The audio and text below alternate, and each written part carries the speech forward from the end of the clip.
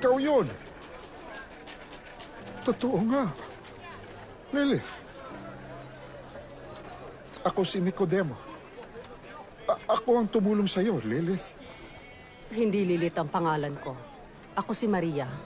Pinanganak na Maria. Pero Lilith ang tawag sa'yo, hindi ba? Nakaranas ka ng isang himala, Maria. Gaano katagal matapos ang pagbisita ko?